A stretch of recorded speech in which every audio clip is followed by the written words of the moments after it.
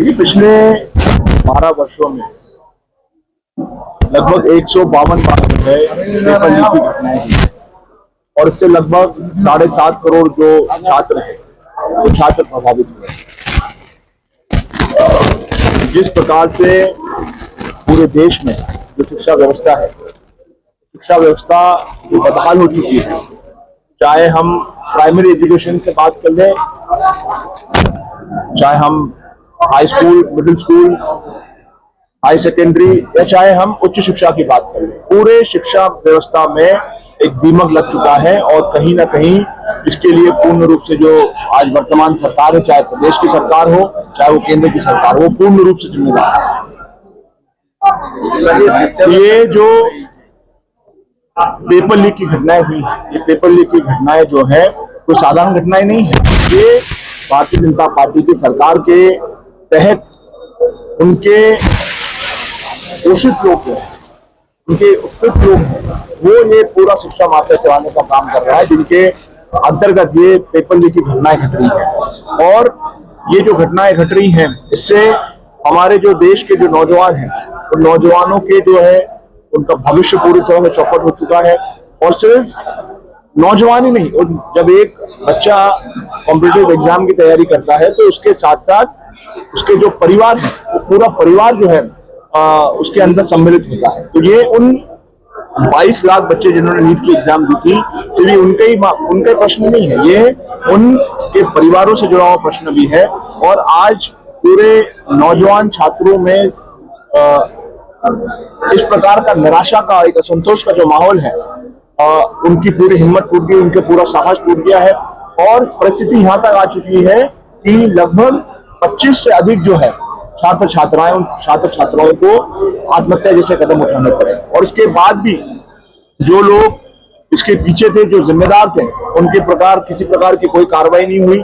बल्कि देखने में यह आया है कि ऐसे लोगों को सरकार उपयुक्त करने का काम करे, उनको संरक्षण देने का काम किया, उनको और बड़े पदों तक, उच्च पदों तक पहुंचाने का काम जो है सरकार के दौरान किया गया। तो हमारी मांग है और कि जो शिक्षा मंत्री है, शिक्षा मंत्री का जो है तत्काल प्रभाव से जो उनका इस्तीफा लेने का काम किया जाए।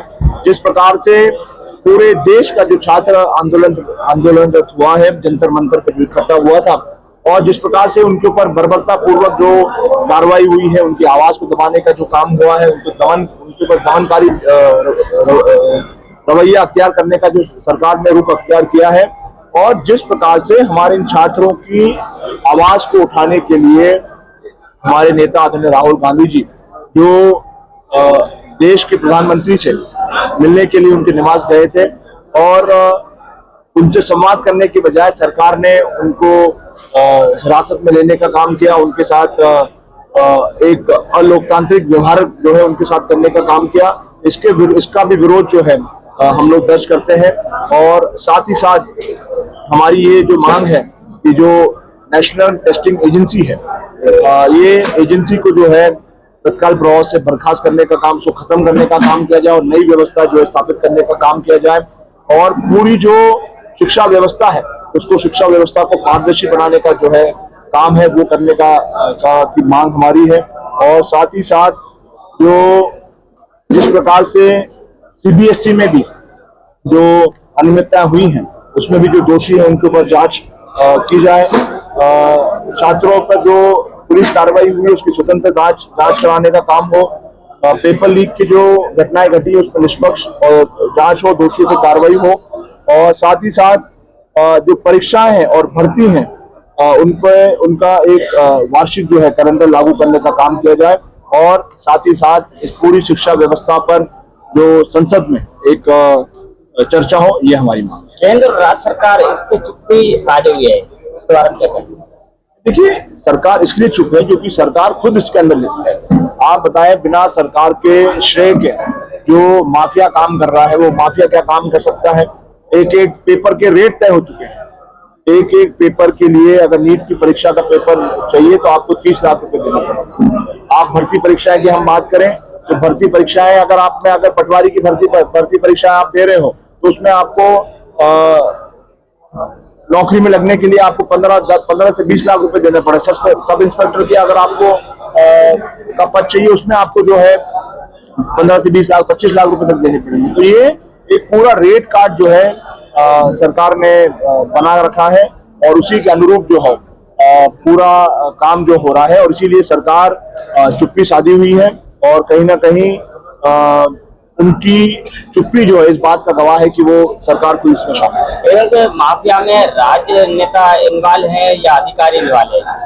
ऊपर से लेकर नीचे तक, शिक्षा मंत्री धर्मेंद्र प्रधान जी से लेकर के उनके दाएं बाएं जितने भी लोग हैं, सभी लोग इस पूरी पेपर लीक की घटनाओं में और पूरी जो शिक्षा व्यवस्था में जो माफिया है उस माफिया में सब लोग ये शामिल हैं। और धर्मेंद्र प्रधान को लेके छात्र सड़क से लेके सांसद तक जा रहे हैं, आपको लगता है कि एक आदमी के रहने से ये पूरा सिस्टम बदलेगा?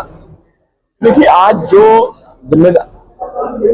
एक पेपर लीक की घटना घटी है और पेपर लीक के कारण जो है 7.5 करोड़ जो छात्र प्रभावित हुए हैं और 25 से अधिक छात्रों ने जो आत्महत्या करी है, इसके लिए जिम्मेदार कौन है? इस जिम्मेदारी तो तय करनी पड़ेगी। आज शिक्षा विभाग का मुखिया कौन है? शिक्षा विभाग का मुखिया जो है धर्मेंद्र प्रधान है। तो जिम्मेदारी किसकी बनती है, जवाबदारी किसकी बनती है?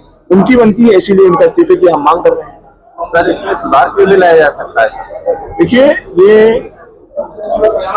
एक बहुत महत्वपूर्ण प्रश्न है और आने वाले समय में शिक्षा व्यवस्था में एक बड़े परिवर्तन की आवश्यकता है। आज जिस प्रकार से शिक्षकों की कमी है, मूलभूत सुविधाओं की कमी है, जो परीक्षाएं हो रही है उन परीक्षाओं एक तो समय पर नहीं होती है, वार्षिक शिक्षा कैलेंडर जो है जारी होने का काम होना चाहिए, और जो भी सारी कमियां हैं,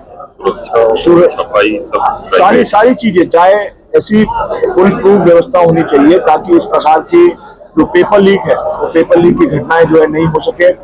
इसके लिए एक अलग से फुल प्रूफ सिस्टम बनाने की आवश्यकता है। और इसके अलावा भी बहुत सारी चीजें हैं जिसमें आज जिस प्रकार से पूरी शिक्षा व्यवस्था का जो व्यवसायीकरण करने का काम किया जा रहा है, आज जो शिक्षण संस्थाएं हैं जो सिर्फ डिग्री बांटने का काम कर रही है, जब तक इन सब पे लगाम लगाने का काम नहीं किया जाएगा, जब तक इनको लेकर के एक ठोस नीति नहीं बनाई जाएगी। आज जिस प्रकार से लगातार जो शिक्षा व्यवस्था है वो शिक्षा व्यवस्था जो महंगी होती जा रही है। अगर आप एक जो सर्वे आया है उस सर्वे में जो नीट की जो परीक्षा होती है, तो नीट की परीक्षा में जो खर्च होता है, चाहे वो फीस की बात कर लें हम, चाहे हम हॉस्टल में रहने का खर्चा बात कर लें, हम खाने की बात कर लें, रहने की बात कर लें, ये सारा जब खर्चा पूरे देश के हमारे जो छात्र हैं उसमें जो खर्च आता है लगभग 1.3 लाख करोड़ आता है। और जो गवर्नमेंट ऑफ इंडिया का जो शिक्षा बजट है, और गवर्नमेंट ऑफ इंडिया का शिक्षा बजट है 1.4 लाख करोड़। तो सिर्फ क्या ये व्यवस्था जो है, ये व्यवस्था सिर्फ क्या छात्र छात्राओं से, उनके माँ बापों से पैसे लेने के लिए, ये फीस लेने के लिए सब व्यवस्थाएं बनाई गई हैं? तो इस पे लगाम लगाने का काम करना चाहिए। एक बहुत अच्छा सुझाव इसके ऊपर हमारी सरकार, हमारे पार्टी जो है काम कर रही है। ओटीएफ को जो है हम लोग लागू करने का प्रयास करेंगे। ओटीएफ मतलब वन टाइम फीस। आज जिस प्रकार से हम देख रहे हैं कि हर कॉम्पिटिटिव एग्जाम के लिए जो है आपको अलग अलग फीस भरनी पड़ती है, इसलिए हम लोग ये व्यवस्था लाना चाहते हैं कि एक फीस निर्धारित हो, उस निर्धारित फीस के अंदर, और वो फीस इतनी होनी चाहिए जो एक आम आदमी की पहुंच में हो, और उस एक बार वो फीस जमा हो जाए उसके बाद आप जितनी भी सारी जो परीक्षाएं हैं वो परीक्षाएं ले सकते हैं। एक सवाल और है मेरा, अभी जो इंदौर में 100 बेड का जो हॉस्पिटल चल रहा है जो है ही नहीं सर, उस विषय को आपने अभी तक लगता है कि आपने ढंग से नहीं उठा पाए? देखिए, हमारे नेता प्रतिपक्ष जी इस विषय को जो है उठाने का काम किया है, और ये सिर्फ आप इंदौर की बात ना करें, ये जो घोस्ट हॉस्पिटल जो चल रहा है इंदौर में, जिसपे कागजों पे ही सारी नियुक्तियां हो गई, कागजों पे सारे उपकरण आ गए, कागजों पे ही सारा जो है दवाइयां वगैरह सारी आ चुकी है, और उस पे एक बड़ा भ्रष्टाचार जो है उस अस्पताल के नाम पे, खजराना में वो अस्पताल है, और उसके नाम पे लाखों करोड़ रुपए की लूट जो है सरकार ने करी है। और ये हाल सिर्फ शिक्षा व्यवस्था में नहीं, स्वास्थ्य व्यवस्था में नहीं है ये, और सिर्फ ये इंदौर की बात नहीं है, इस प्रकार की घटनाएं पूरे प्रदेश में जो है स्वास्थ्य व्यवस्था है, उस स्वास्थ्य व्यवस्था में लगभग यही हालात पूरी जगह है। कांग्रेस की नीति हटकी कांग्रेस मानी जाती है। ये कार्यक्रम जैसा जानकारी AICC द्वारा नियुक्त किया गया था अतीत भाई के यहाँ पर, लेकिन आज देखा गया कि सिर्फ कार्यक्रम में आज जैसे वरिष्ठ नेता भी आए, पूरा गुटबाजी देखी गई। सिर्फ ओनली यूथ कांग्रेस में एक लीडर देखा कि जो कॉलेज के बच्चों को छात्रों को कोई गुटबाजी, कोई पूरे लोगों ने इस टाइप के वॉकआउट टाइप का किया हो। आपको भी देखा होगा कार्यक्रम में। और इस टाइप का क्यों रहा? AICC के होने के बाद, आप जैसे वरिष्ठ लीडर आने के बाद भी इस टाइप का संगठन रहा, कितनी बड़ी चुनौती है। हम एक बहुत ही महत्वपूर्ण विषय को लेकर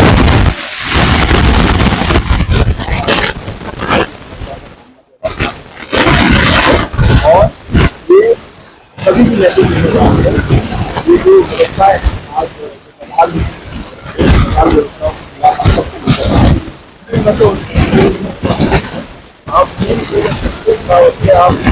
आप आ नहीं पाए। आपने देखा होगा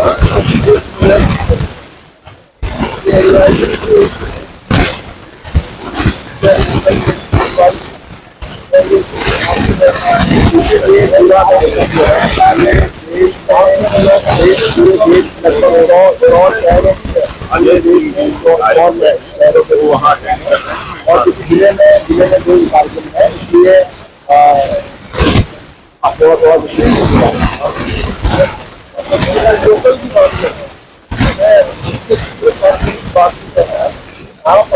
लोकल की जो ये कांग्रेस का प्रोग्राम नहीं है। ये प्रोग्राम जो है कांग्रेस कार्यकर्ताओं का प्रोग्राम नहीं है, छात्रों का प्रोग्राम है। और आपने देखा होगा बड़ी संख्या में जो है छात्रों को पूरे कार्यक्रम बनाया।